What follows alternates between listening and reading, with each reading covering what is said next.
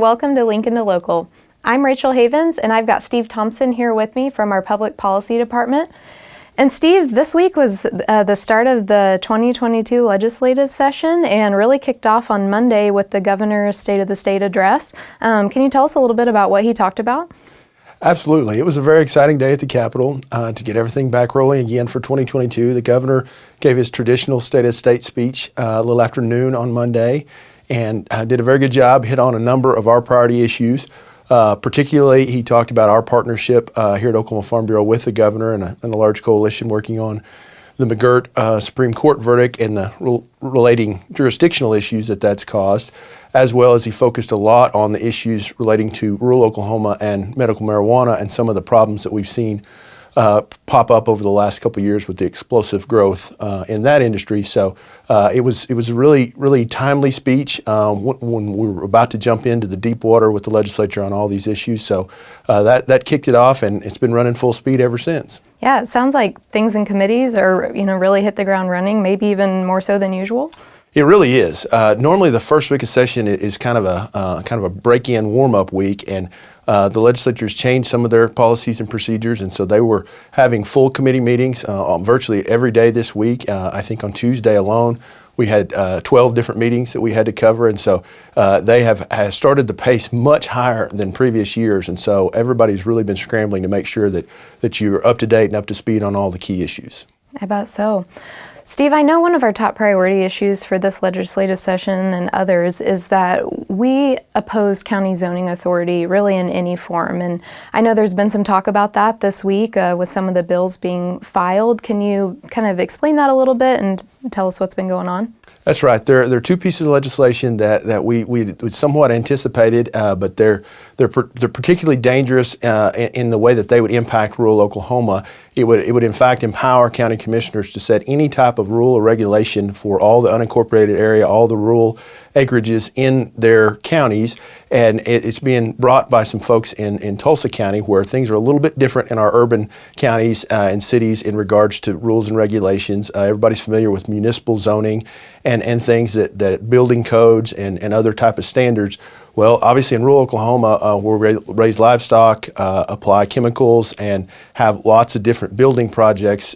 Typically, only state law applies there, and so we're very concerned about another layer of government, and this would be a fundamental change in the way counties and their authority works. Currently, they can only undertake activities that they're authorized by the state to do. This change would allow them to basically create any type of rule or regulation so long as it's not prohibited by the legislature. So the number of changes a particular county may see could be limitless, and it would really create a patchwork of rules for farmers and ranchers in every county around the state and put us at a significant disadvantage when it comes to doing the things that our members do every day.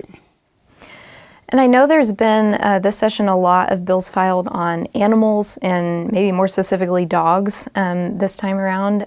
Can you tell us a little bit about some of those and maybe how it's going to affect or could affect our Farm Bureau members? Yeah, there is a significant. There's probably 6 to 8 different animal and particularly dog-related legislation, like you say.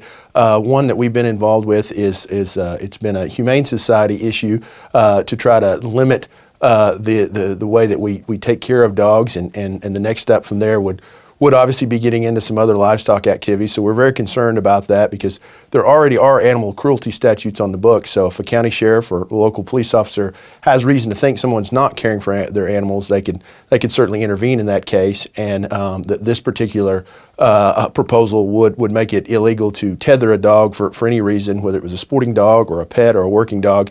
You would never ever be able to tie them up with a rope or a chain for any reason under any conditions. And we really think that it may be overstepping what's really needed, and it's some of the supporters locally are no doubt good folks, but this tactic has been used in other states as kind of a foot in the door, and we're concerned that animal care and handling practices should be established by the professionals in the industry, veterinarians, others, and it's really not an area that we're comfortable with the legislature deciding how we take care of these animals.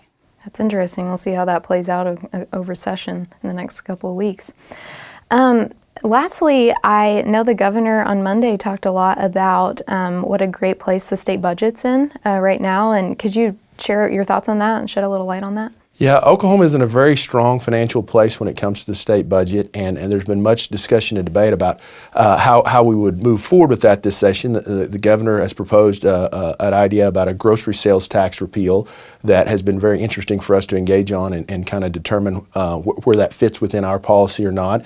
And a number of things that the House has put out have to do with different tax reductions, whether it's income tax or others. And the Senate is really more focused on expanding how much the state could put away in the rainy day fund and other savings accounts. And so the governor's kind of had a combination of both tax cuts and more savings. And so it's a good issue to have. It's a good debate to have, and we'll be excited to see how that transpires as the next 4 months go by. Yeah, that's great news. Well, thank you, Steve, and thank you for joining us on another episode of Lincoln the Local.